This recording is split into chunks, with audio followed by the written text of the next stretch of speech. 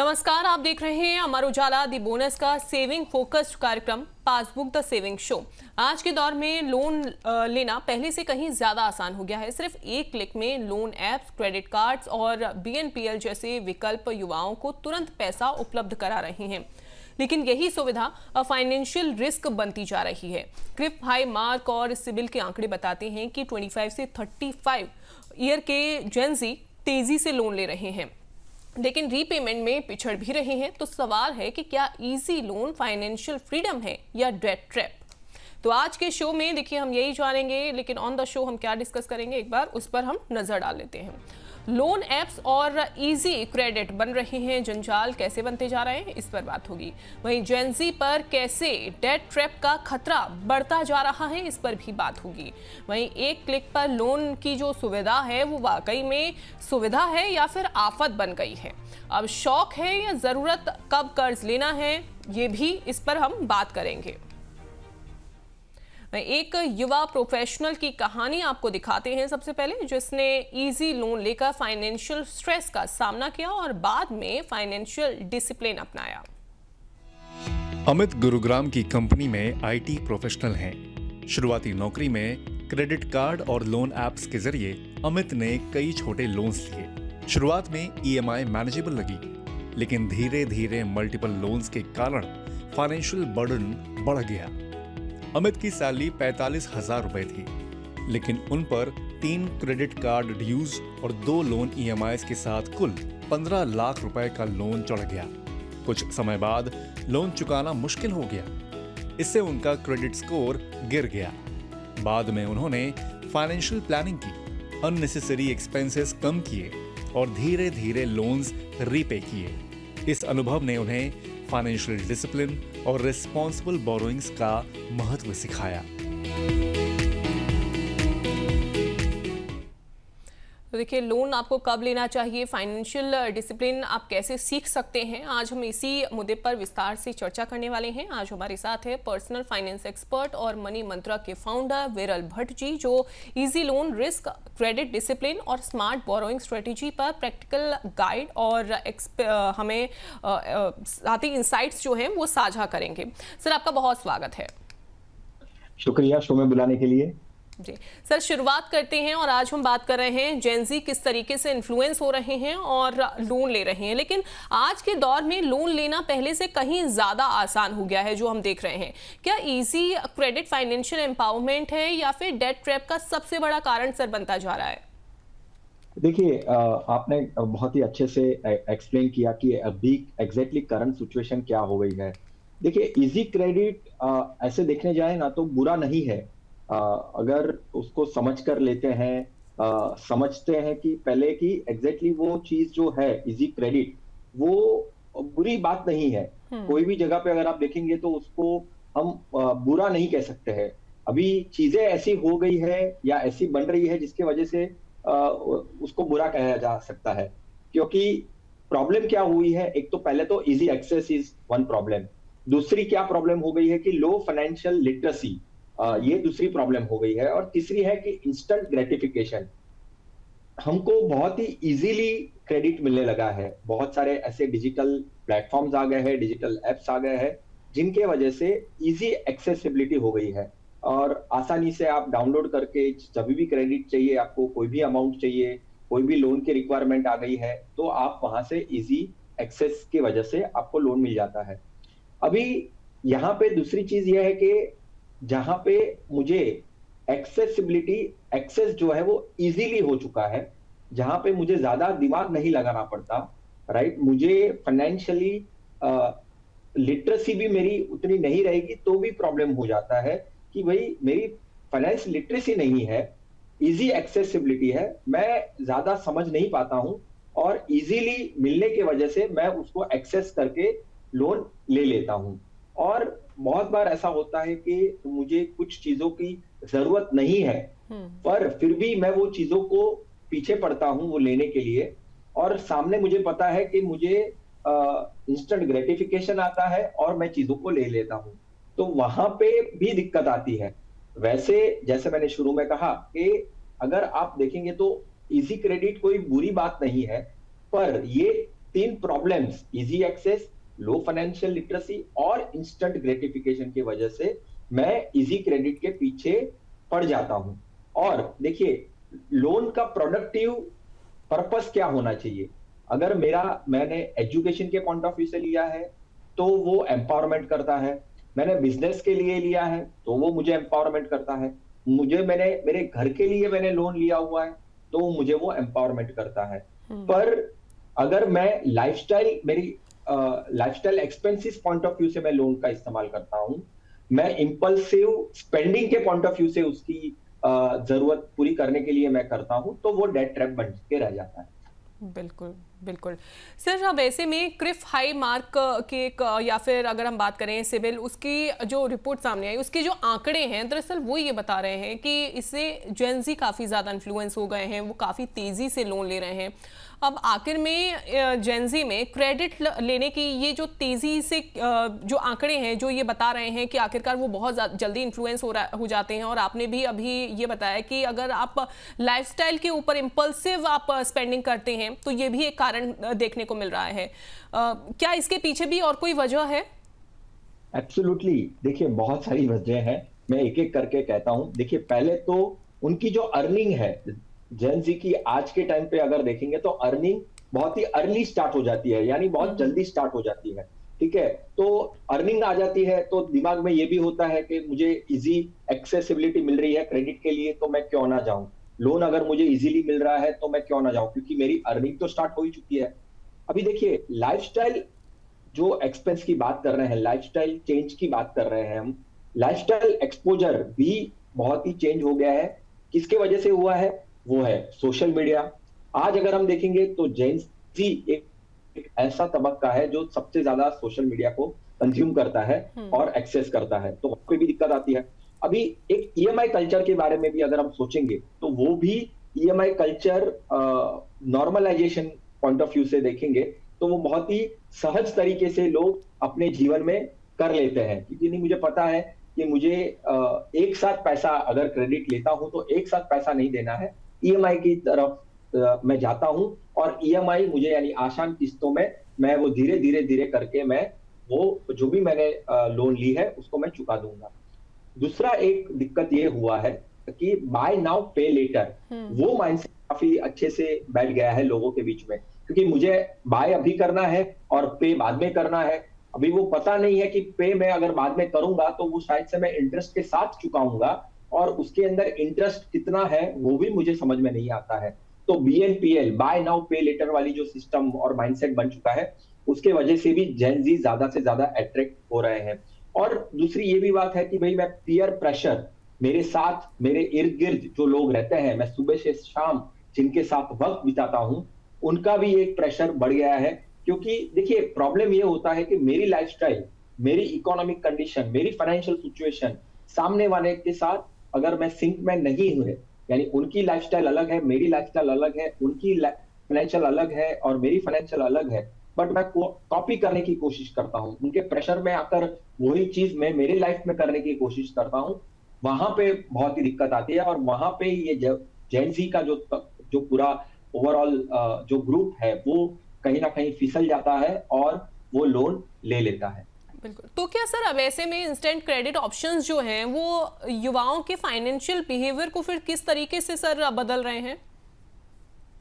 देखिए, बिहेवियर कैसे हो रहा है कि जैसे बाय नाउ पे लेटर मैंने एक आपको सिस्टम बताई, वहां पे मुझे पता है कि मुझे कोई ऐसी लाइफस्टाइल में, एग्जांपल के तौर पर यहाँ पे मैं लेता हूं कि कोई आईफोन का एक नया फोन आया है मार्केट में, राइट। अभी मेरी अफोर्डेबिलिटी नहीं है, राइट, पर मुझे अगर मैं सोशल मीडिया स्क्रॉल कर रहा हूं और वहां पे मुझे ऐड दिखती है कि नया आईफोन बट बाय नाउ पे लेटर, मेरे दिमाग में कहीं ना कहीं आईफोन, कल तक आईफोन लेने की इच्छा नहीं थी, पर मेरे फ्रेंड्स ने आईफोन लिया, वहां पे सोशल मीडिया पे उन्होंने डाला और कहीं ना कहीं मेरा अगर फोन, मेरी अफोर्डेबिलिटी वो नहीं है, बट फिर भी फोन नया आया और साथ में मैंने बाय नाउ पे लेटर का ऐड देखा और वहां पे मैं फिसल गया और मैंने देखा कि भाई अभी पे करना है, बाद में मुझे उसको चुकाना बाद में है, पे अभी नहीं करना है, बाय अभी करना है, बाद में चुकाना है।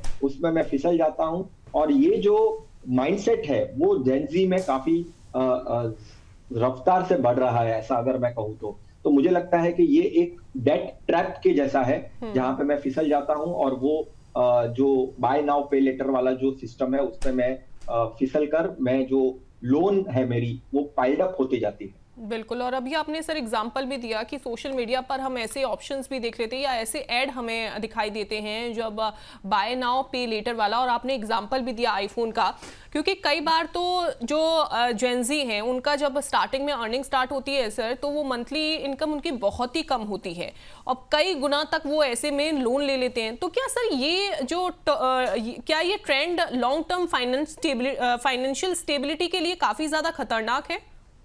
देखिए, बहुत ही खतरनाक है। क्यों खतरनाक है?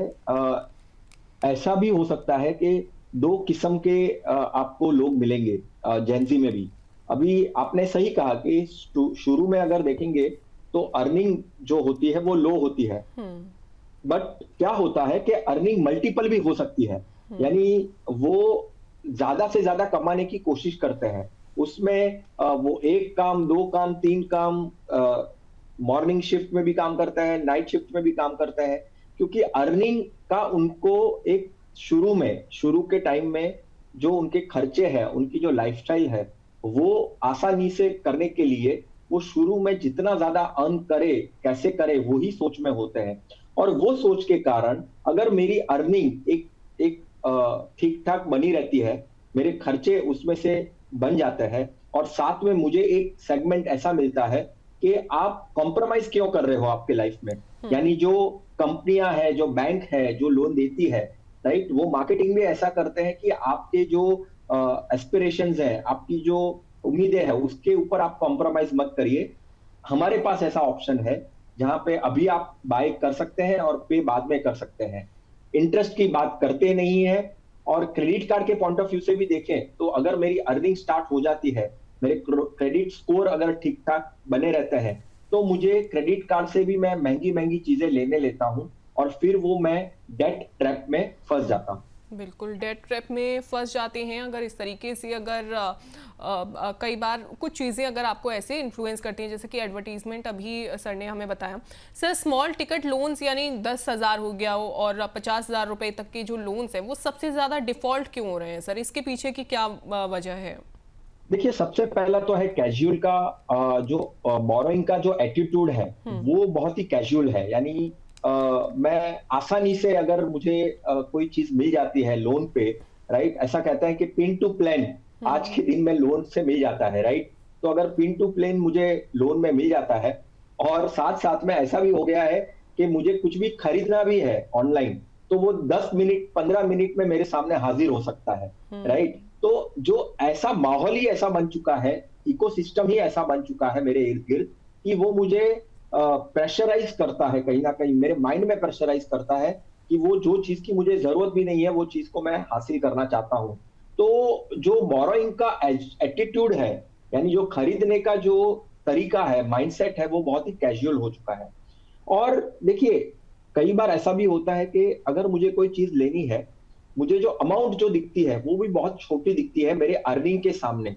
अभी कहीं ना कहीं अगर उसमें ऐसा ईएमआई का एक फैक्टर लगा हुआ रहता है कि भाई मुझे अभी मान के चलिए 1,000 रुपए की आइटम है, अभी मुझे शायद से कुछ भी पे नहीं करना है या मिनिमम मुझे 300 रुपए पे करने हैं और बाकी की जो दो किस्तें हैं, बाकी की जो दो अमाउंट है वो आप किस्तों में दे सकते हैं। यानी बाकी के जो 300 रुपए है वो मैं किस्तों में देकर खत्म कर सकता हूँ। अभी कहीं ना कहीं वो आइटम ओरिजिनली जो मुझे खरीदनी है वो शायद से होगी 700 या 800 रुपए में, बट आसान किस्तों में देकर, 3 किस्तों में मैं उसको देकर मैं 1,000 रुपया पे करूंगा, तो मैंने एडिशनली 200-300 रुपया दे दिया। यानी एक माहौल ही ऐसा बनाया हुआ रहता है जहां पे वो स्मॉल टिकट लोन यानी स्मॉल टिकट अमाउंट अगर मैं स्पेंड भी करना चाहता हूं, उसमें भी लोन का एक पार्ट देकर मुझे वो ओवरऑल फंसा देते हैं। और फिर क्या होता है कि मैं मल्टीपल लोन्स लेने लगता हूं, राइट। और साथ में मेरी इनकम स्टेबिलिटी भी उतनी है कि नहीं है। शायद से मैं कॉन्ट्रेक्चुअल कुछ काम कर रहा हूं, शायद से मैं कुछ परमानेंट नहीं हूं और कुछ वक्त के लिए ही मैं किसी के साथ जुड़ा हुआ हूँ और मेरी इनकम आने वाली है, तो ऐसे सब माहौल में भी जो स्मॉल टिकट साइज लोन्स जो ज्यादा से ज्यादा अभी डिफॉल्ट होने लगे हैं, ज्यादा से ज्यादा लोग अपने जो लोन उन्होंने डिजिटली लिए हुए हैं, आसान तरीके से मिलने वाले हैं, इसलिए मैंने ले लिए हैं, पर फिर भी मैं उसको चुका नहीं पाता हूँ और मैं डिफॉल्ट हो जाता हूँ। बिल्कुल। और सर आपने अभी एक बहुत अच्छा एग्जांपल दिया कि जो वैल्यू किसी भी चीज़ की अगर 700 रुपये है, 800 रुपये है और उसे अगर हम ईएमआई में पे करते हैं तो उसकी वैल्यू जो है वो आप खुद ही बढ़ा लेते हैं, यानी कि एक्स्ट्रा आपको कहीं ना कहीं पे करना पड़ता है। और ख़ास तौर पर सर कई बार तो ऐसा भी होता है अगर ईएमआई बाउंस हो गई, मान लीजिए ईएमआई अगर आपने मिस कर दी तो क्रेडिट स्कोर पर काफ़ी ज़्यादा असर पड़ जाता है। एब्सोल्युटली, यानी देखिए कैसा होता है कि मैं एक पैरामीटर होता है मेरी क्रेडिट वर्दीनेस को मापने के लिए कि मैं क्रेडिट वर्दीनेस मेरी कितनी अच्छी है, उसके लिए क्रेडिट स्कोर आया हुआ है। अभी मैं क्रेडिट स्कोर को मैं ध्यान में रखता ही नहीं हूं, यानी एक पूरा एक सिस्टम खड़ी की है जिसके वजह से आप कितना क्रेडिट ले सकते हो या तो कितना क्रेडिट लेना चाहिए, या अगर आप डिफॉल्ट होते हो तो उसके ऊपर क्या असर हो सकती है, ये सारी चीजें बहुत ही अच्छे से आरबीआई ने गाइडलाइंस के तौर पर बताई है। पर मेरे दिमाग में क्या होता है, कोई भी चीज लेनी है सबसे पहले मुझे वो हासिल करनी है, मैं उसको कैसे भी हासिल करना चाहता हूं, तो मैं देखता नहीं हूं कि मुझे लोन मिल रही है आसान तरीके से तो मैं लोन से भी उसको ले लेता हूं। पर अगर मैं लोन लेता हूं तो लोन के साथ मुझे ईएमआई किस्तों में देनी होती है। वो किस्तों में ईएमआई देने के लिए कहीं ना कहीं ऐसा भी हो सकता है कि कुछ एक इंटरेस्ट का पार्ट मुझे परसेंटेज के साथ देना होता है। सिमिलर वे में मैं अगर क्रेडिट कार्ड भी स्पेंड करता हूं तो मैंने तो इतना कैजुअल बिहेवियर देखा है मैडम बहुत बार लोगों का कि क्रेडिट कार्ड को टाइम पे नहीं करते हैं। अगर वो टाइम पे नहीं करते हैं तो इंटरेस्ट लगना स्टार्ट हो जाता है। इंटरेस्ट कितना होता है, कम से कम 25, 30, 35% का इंटरेस्ट होता है। और बाद में ये सब चीज लोन हो या क्रेडिट कार्ड से कोई चीज खरीदना हो और उसको टाइमली पे ना करना हो, कहीं ना कहीं अगर आपके लाइफ में फाइनेंशियल लाइफ में लोन वाला कोई एक चैप्टर खुला हो जाता है तो अगर समय में उसको आप पे नहीं करते हैं तो उसका डेफिनेटली इंपैक्ट आपके क्रेडिट स्कोर पे पड़ता है। और जब जरूरत में आपको जरूरत होती है लोन की, तब अगर आपका क्रेडिट स्कोर अच्छा नहीं होता है तो आपको लोन नहीं मिल सकती है। बिल्कुल बिल्कुल सर। और अभी सर आपने ये न्यूज़ भी देखी होगी, राजपाल यादव को हाल ही में 9 करोड़ के चेक बाउंस के मामले में जेल भी जाना पड़ा। अब सर इस प्रकार के डिफॉल्ट से कैसे बचा जा सकता है? देखिए, डिफॉल्ट से बचने के लिए तो मैं ऐसा भी कहता हूं कि पहले तो आप जो लोन लेना चाहते हो, अभी मान के चलो आपको सही में सही जरूरत है किसी लोन लेने की। हमने शुरू में कुछ कुछ बातें भी कही, अगर आप बिजनेस लोन लेना चाहते हो तो बहुत सही है, होम लोन लेना चाहते हो तो बहुत सही है, एजुकेशन बच्चों के एजुकेशन के पॉइंट ऑफ व्यू से आपको लोन लेना है तो बहुत ही सही है। अभी वो लोन, ये बातें लोन लेना सही है, आपको जहां पे जरूरत नहीं है वहां पे भी लोन लेने के लिए आप शुरू हो जाते हो, तो आप ये सोचो कि दोनों जरूरत और बिना जरूरत की जो लोन आपने लेके रखी है, तो उसके सामने जब आप ईएमआई पे करोगे तो 30-35% आपके इनकम का, मंथली इनकम का बराबर है 30 से 35% ही आपका ईएमआई होना चाहिए आपके इनकम के सामने। अगर जैसे ही वो 35-40% से बढ़ता है, और कई बार तो मैंने ये देखा है कि कम से कम 50-60-70% तक लोग ईएमआई चुकाते हैं अपने इनकम के सामने, तो फिर वहां पे आपकी ओवरऑल फाइनेंशियल स्टेबिलिटी कहो या आप डिफॉल्ट होना कहीं ना कहीं तय माना जाएगा, आप दिक्कत में आ सकते हो ये माना जाएगा। तो आपका जो लोन है, आपका जो ईएमआई है, उसको भी पहले आप एक देखो कि मेरे अगर एनुअल सैलरी, मान के चलो एनुअल सैलरी अगर मेरी 1 लाख है, एग्जाम्पल आसान तरीके से मैं समझाने की कोशिश करूंगा यहाँ पे, अगर मेरी एनुअल सैलरी अगर 1 लाख है तो मैं लोन जो है वो कम से कम 30,000 से 40,000 एनुअली मैं ले सकता हूँ, बराबर है। पर मैं अगर 60, 70, 80,000 की मैं लोन ले लूंगा, 1 लाख सालाना 1 लाख अगर मैं कमाऊंगा सिर्फ, और उसमें सामने मैं 60, 70,000, 80,000 की मैं अगर लोन ले लूंगा, तो पूरा कैलकुलेशन बिगड़ जाएगा, पूरा मैथ बिगड़ जाएगा और आपकी फाइनेंशियल जो स्टेबिलिटी है वो इनस्टेबिलिटी में कन्वर्ट हो जाएगी। लेकिन सर लोग फाइनेंशियल फ्रॉड को इतना ज्यादा हल्के में क्यों लेते हैं? अब इसी केस को अगर हम देखें, राजपाल यादव के अगर हम केस को देखते हैं तो सर इससे क्या सबक हमें लेना चाहिए? देखिए, सबक वही लेना चाहिए कि आप अगर लोन लेते हो तो पहले आपकी क्षमता कितनी है उसको चुकाने की, आपका एक एक पूरा शेड्यूल रेडी होना चाहिए कि मैंने अगर मान के चलो आज 1 लाख की लोन ली है, तो वो 1 लाख की लोन अगर मेरी ईएमआई आएगी, राइट, हर महीने मेरी नेक्स्ट मंथ से अगर ईएमआई आएगी, तो मेरे इनकम के सामने कितने परसेंटेज मैं ईएमआई रखूंगा, सामने मेरे खर्चे एक्सपेंसेस जो डेली नीड्स है उसके लिए मेरे खर्चे क्या होंगे, राइट। और फिर अगर मैं कुछ इन्वेस्टमेंट्स करता रहूंगा, राइट, क्योंकि उसको लोन को चुकाना भी है, सिर्फ ईएमआई भरते जाऊंगा तो मैं ईएमआई ही भरते जाऊंगा पूरे लाइफ टाइम, तो वैसा भी नहीं करना है। हमारा एक पोर्शन रेडी होना चाहिए, यानी टोटल 3 पोर्शन रेडी होने चाहिए हमारे लाइफ में। एक ईएमआई का पोर्शन, एक मेरे नॉर्मल स्पेंडिंग का पोर्शन, एक्सपेंसेस का पोर्शन, और मेरा इन्वेस्टमेंट का पोर्शन। इन्वेस्टमेंट मुझे क्या हेल्प करेगा कि आने वाले सालों में मैं अगर मेरी लोन जो है वो 15 साल, 20 साल, 25 साल की है, पर उसको मुझे 5 साल, 7 साल, 10 साल में खत्म करना है, तो वो इन्वेस्टमेंट कर करके कुछ एक जमा करके मैं मेरी लोन को खत्म कर दूंगा। तो ये जो पूरी वर्किंग है, पूरी जो इकोसिस्टम खड़ा करना है आपके इर्द गिर्द, लोन आसानी से मिल रही है, लोन मुझे कुछ काम के लिए चाहिए तो मुझे मिल चुकी है, पर साथ साथ में मुझे उसको चुकाना कैसे है, वो चीजें पूरी प्लानिंग के साथ अगर मैं करता हूं तो डिफॉल्ट डेफिनेटली रेट कम हो जाएंगे। और उसके साथ साथ मैं अगर मेरा क्रेडिट स्कोर मेंटेन नहीं करूंगा, जो कुछ बारीकी बातें जो है उसको भी समझना बहुत जरूरी है लोन लेने से पहले, चाहे वो छोटी हो चाहे वो बड़ी हो। बिल्कुल, तो लोन अगर आप लेते हैं ये आपको समझना होगा कि किस ज़रूरत के लिए आप लोन ले रहे हैं। अगर आपकी बहुत ज़्यादा ज़रूरत है, आपकी नीड्स हैं, तो ही आप लोन लीजिए। अगर आप लोन ले रहे हैं तो सही समय पर उसे ज़रूर चुकाइए। अब चलते हैं अपने सहयोगी अभिषेक के पास, जो हमें बताएंगे कि भारत के जेन-ज़ी में लोन लेने का क्रेज़ किस तरह से बढ़ रहा है। Thank you Anjali. डिजिटल ज़माने में असल में लोन लेना बेहद आसान हो गया है और इसमें सबसे बड़े भागीदारी जो हैं वो युवा बन रहे हैं और ऐसे में उनकी जो आदत है कर्ज लेने की वो लगातार बढ़ती जा रही है। अब ऐसे में कुछ फैक्ट चेक हैं, कुछ आंकड़े हैं जो कि हम लोग आपके सामने पेश करते हैं, देखते हैं उसमें क्या क्या बताया गया है।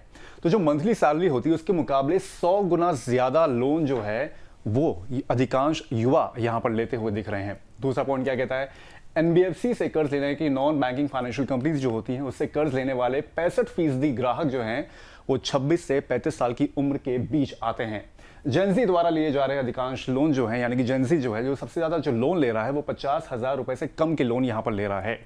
नए क्रेडिट लोन लेने वाले ग्राहकों में जेन-ज़ी का हिस्सा जो होता है वो 41%, यानी कि मैक्सिमम जो नए क्रेडिट कार्ड्स ले रहे हैं उसमें जेन-ज़ी की हिस्सेदारी सबसे ज़्यादा 41% यहाँ पर दिखती हुई दिख रही है। उसके बाद क्या है, यहाँ तक तो चलिए ठीक है, मामले सही हैं।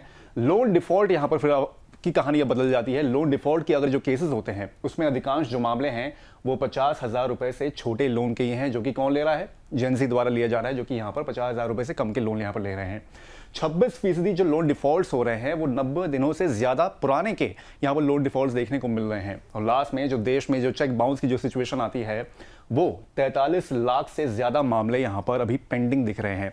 ठीक है, ईज ऑफ डूइंग है, यहाँ पर ईज ऑफ लोन गिविंग है, लेकिन यहाँ पर जिस तरह से जो आदत युवाओं ने अपना ली है, लोना भी ठीक है लेकिन चुकाना यहाँ पर बहुत बड़ी जिम्मेदारी होती है। तो यहाँ पर वो चीज़ भी साफ साफ दिखती हुई दिख रही है कि लोन तो ले रहे हैं लेकिन चुकाने में कहीं ना कहीं यहाँ पर डिफॉल्ट हो रहा है, चेक बाउंस हो रहे हैं, क्रेडिट कार्ड इन केस ले रहे हैं तो फिर उसकी भी पेंडिंग यहाँ पर बढ़ती जा रही है। तो कई सारे फैक्टर्स हैं जो कि इस युवाओं की जो आदत में शामिल होते जा रहे हैं। Over to you Anjali.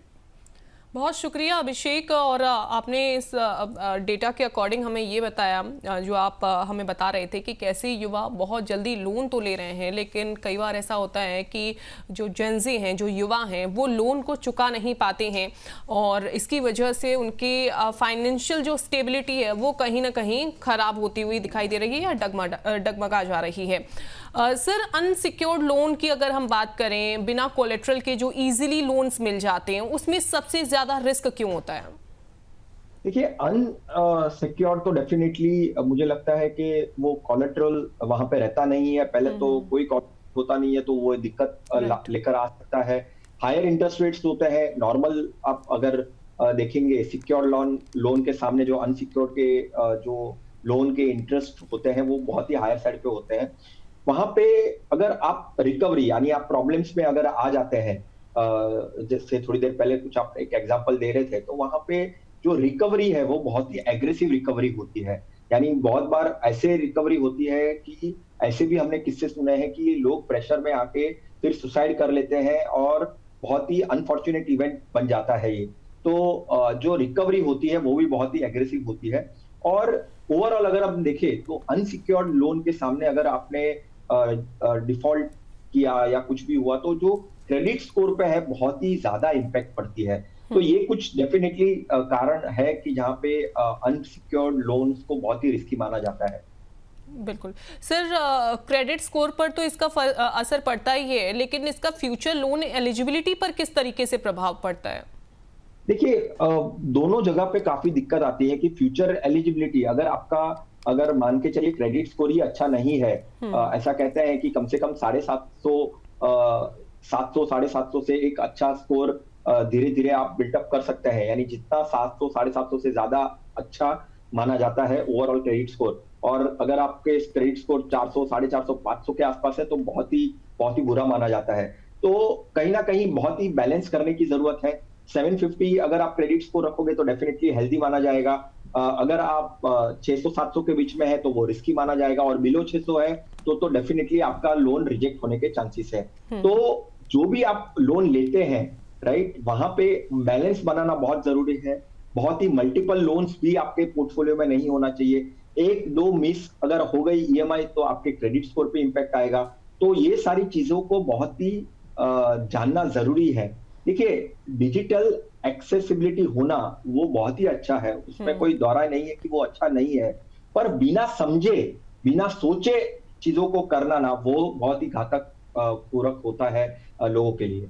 बिल्कुल बिल्कुल, और चर्चा हम इसी पर कर रहे हैं कि कैसे जेनजी में ये जो आदत है लोन लेने की वो बढ़ती जा रही है, और साथ ही अगर आप डिफ़ॉल्ट हो जाते हैं तो किस तरीके से आपके जो लोन एलिजिबिलिटी है फ्यूचर में उस पर किस तरीके से असर पड़ता है। कुछ दर्शकों के सवाल भी आ गए हैं अमर उजाला दी बोनस के अलग अलग प्लेटफॉर्म्स पर, ये सवाल आए हैं। इन सवालों को जल्दी से हम अपने इस प्रोग्राम में शामिल कर लेते हैं। दिल्ली से सवाल आया है, राहुल शर्मा का है। इन्होंने पूछा है कि क्या लोन ऐप से लोन लेना सेफ है? देखिए जो भी आरबीआई रजिस्टर्ड एनबीएफसी या बैंक्स हैं डेफिनेटली वहां से आप ले सकते हैं, उसमें कोई दिक्कत नहीं है। तो पहले कोई भी अगर आपको ऐप ऐसी दिखती है या कोई मैसेज ऐसा आता है, पहले तो जान लीजिए कि वो आरबीआई रजिस्टर्ड एनबीएफसी या बैंक्स है कि नहीं। दूसरी, आप कोई भी ऐप या कोई भी वेबसाइट पे अगर आप जब जा रहे हैं तो हो सके तो ट्राई करिए। देखिए अभी आज के दिन में एआई से बहुत ही चीजें आसान हो गई है।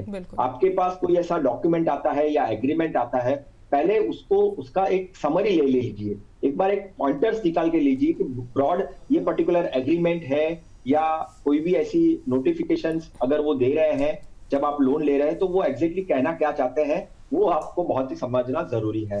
साथ में जब आप कोई ऐप से करते हैं तो जो भी आप परमिशंस दे रहे हैं वो ऐप को, आपके कॉल के, आपके कॉन्टेक्ट्स के, आपके पिक्चर्स के, ये सब जो आप परमिशंस दे रहे हैं उसको भी एक बार देखना और जांचना बहुत ही जरूरी है। और हिडन चार्जेस बहुत ही इंपॉर्टेंट एस्पेक्ट होता है। जो आप अगर एग्रीमेंट हो या कोई भी ऐसी बातें हैं या कोई ऐसे नोटिफिकेशंस उन्होंने दिए हुए हैं तो उसको थोड़ा सा एआई की हेल्प लेकर भी एक आप समराइज कर सकते हैं कि भाई कोई ऐसे चार्जेस हिडन है तो नहीं जो मुझे बाद में पता चलते हैं और वो ईएमआई में कहीं ना कहीं वो जुड़े हुए होते हैं।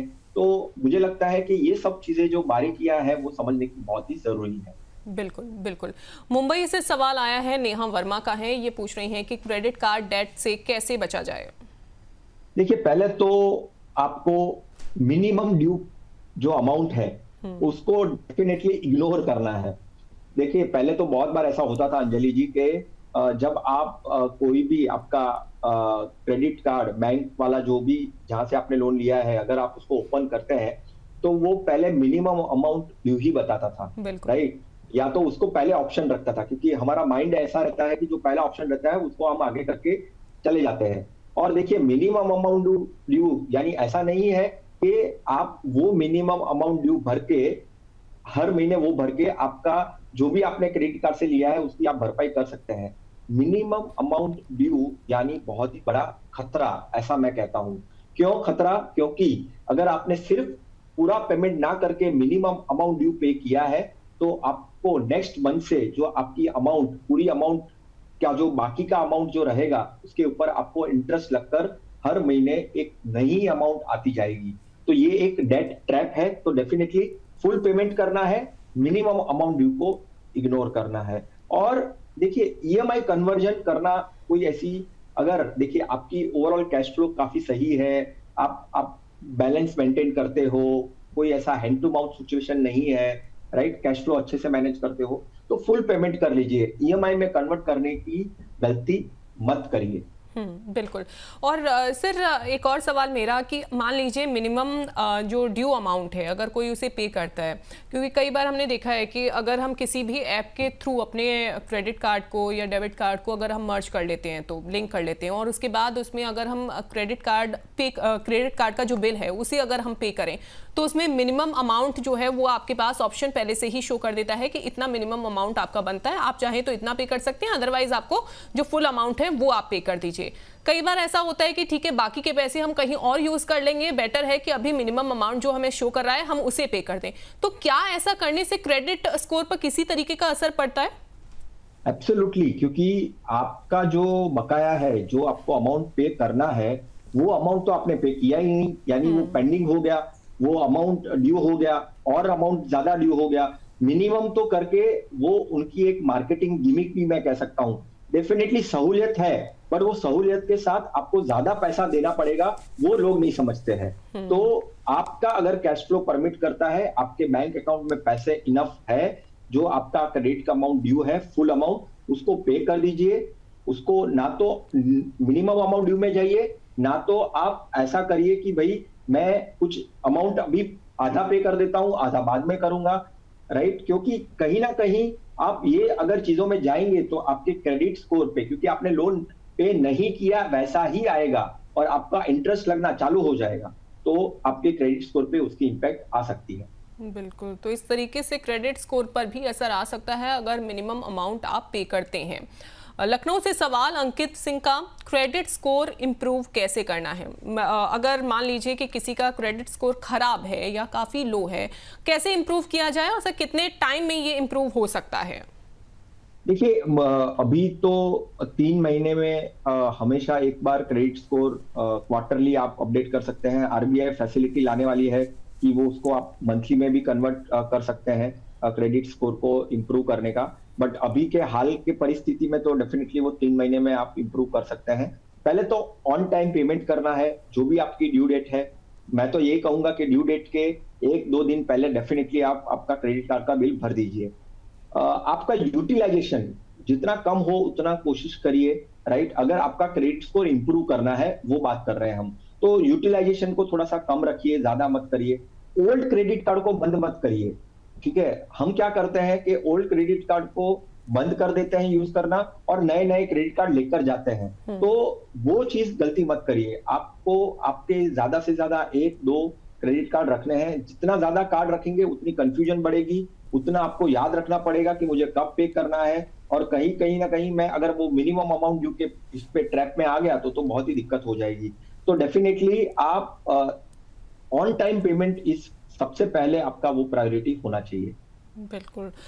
सर कई बार तो हमने ये भी देखा है, चूंकि कई बार ये सवाल ना मुझसे भी पूछा गया था किसी लोन के थ्रू कि उनका जो सिबिल स्कोर है वो अच्छा नहीं था, लोन के लिए उन्हें अप्लाई करना था।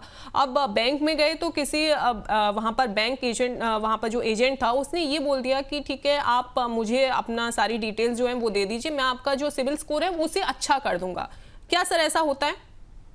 देखिए क्रेडिट स्कोर इंप्रूव होता है, पर मैं ऐसा कहूंगा कि कुछ ऐसे वेल स्ट्रक्चर्ड कंपनीज हैं जो ये चीजें करते हैं, बहुत ही प्रोफेशनली मैनेज करते हैं। देखिए केस टू केस इसको मैनेज करना पड़ता है। ऐसे ही रैंडमली आप कोई भी ऐसे आकर और बोलोगे कि करना, वो बहुत ही गलत होगा। ऐसे आप डेफिनेटली उसको सर्च कर सकते हो कि भाई ऐसी कौन सी कंपनियां हैं जो क्रेडिट स्कोर को रेक्टिफाई करती है, इंप्रूव करती है।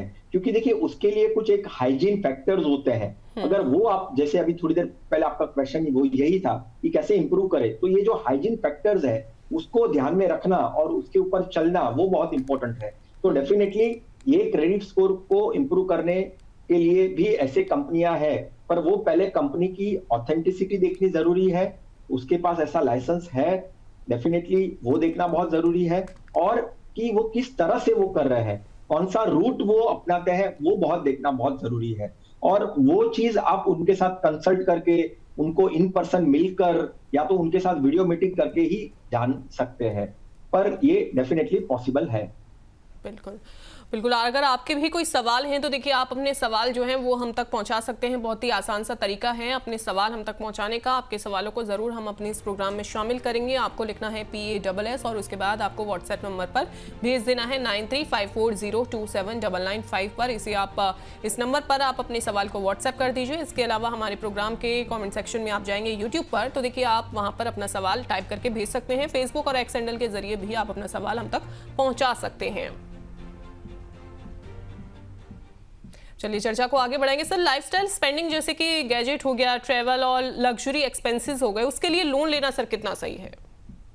देखिए, आप ऐसे एसेट्स के ऊपर लोन ले रहे हैं जो डेप्रिशिएबल एसेट्स हैं, राइट? और उसकी वो एसेट्स के सामने जो लोन आपको मिलेगी, जो उसका इंटरेस्ट रेट होता है वो भी हाई इंटरेस्ट रेट होता है। तो मेरे हिसाब से तो मैं ये कहूंगा कि गलत है।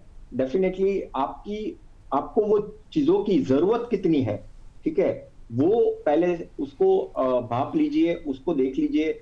अगर हाँ आपको बहुत ही एक्सट्रीम जरूरत है और आपका कैश फ्लो, आपका बैंक बैलेंस वो अलाउ नहीं करता है, तो आप डेफिनेटली लोन के पॉइंट ऑफ व्यू से जा सकते हैं, ठीक है। पर एक बार ये कैलकुलेशन करना बहुत जरूरी है। मेरी इनकम अच्छी है पर मेरे खर्चे, नॉर्मल खर्चे ज्यादा है और मैं EMI का जो रेशियो है वो लेस देन 40% ना रखकर मोर देन 40% रखने वाला हूं और लोन लेने वाला हूं, तो मेरे हिसाब से ये डेफिनेटली गलत चीज है।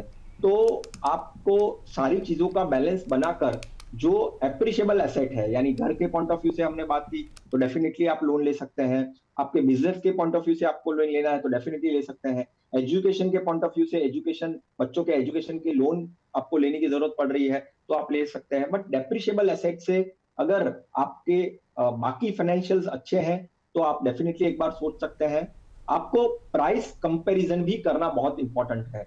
आपको कोई गैजेट पे लोन मिल रहा है पर वो एक्चुअल में गैजेट सही में कितने का है, आप 3-4 जगह से देख लीजिए, कंपैरेटिव एनालिसिस करिए और फिर अगर आपको लगता है कि बहुत ही नंबर्स वाइज आप बहुत ही फिट बैठ रहे हैं, फिर आप ये ऐसे गैजेट्स के लिए या ट्रैवल या लग्जरी के पॉइंट ऑफ व्यू से आप लोन ले सकते हैं। बिल्कुल। अब मान लीजिए सर कोई डेट ट्रैप में फंस के आया है, तो उसे ऐसे लोगों के लिए रिकवरी और डेट मैनेजमेंट की सही स्ट्रेटेजी क्या हो सकती है? देखिए, पहले तो लोन को कंसोलिडेट करना, सारे लोन्स को एक जगह पर करना। अगर मेरे पर्सनल लोन मल्टीपल्स है तो उसको एक कंसोलिडेट करना। मैंने डिजिटल एप्स और डिजिटल वेबसाइट से मैंने अगर लोन्स लिए हैं तो उसको एक साथ करना, राइट? बाकी मेरे जो एप्रिशिएबल एसेट्स के लोन्स हैं उसको एक जगह पर रखकर उसको करना। तो एक बकेट स्ट्रेटेजी आपकी होनी चाहिए कि पहले तो लोन का सेगमेंटेशन कीजिए और कौन से हाई इंटरेस्ट का लोन है उसको कितना जल्दी मैं पे ऑफ कर सकूं, कोई स्ट्रेटेजी लगाकर, कोई इन्वेस्टमेंट्स कर या इन्वेस्टमेंट्स का रिटर्न आ रहा है तो मुझे वो इन्वेस्टमेंट्स को निकाल कर मेरी जो हाई इंटरेस्ट वाली लोन्स है उसको मैं सबसे पहले पे ऑफ करूंगा और फिर जो लो इंटरेस्ट वाली है उसको एक पर्टिकुलर टेन्योर देख के एक शेड्यूल बनाकर कब मैं कितना करूंगा, कितना प्री पेमेंट करूंगा, ये सब चीजों का एक पूरा कैलकुलेशन कर आप ये अप्रोच लेकर आपके जो लोन्स हैं उसको कम कर सकते हैं। बिल्कुल। तो ये स्ट्रेटजी आप अपना कर अगर आप डेट ट्रैप का अगर शिकार हो गए हैं तो आप बाहर उससे निकल सकते हैं। सर बहुत शुक्रिया हमें समय देने के लिए, बातचीत हमसे करने के लिए। शुक्रिया अंजलि। तो देखिए इजी लोन सुविधा है लेकिन सही प्लानिंग के बिना यही डेट ट्रैप बन सकता है। फाइनेंशियल डिसिप्लिन, स्मार्ट बोरोइंग और रिस्पॉन्सिबल क्रेडिट बिहेवियर से यंग अर्नर्स अपने फाइनेंशियल फ्यूचर को सुरक्षित रख सकते हैं। इसी अवेयरनेस के साथ हम फिर मिलेंगे अगले एपिसोड में पासबुक द सेविंग शो, सिर्फ अमर उजाला दी बोनस पर।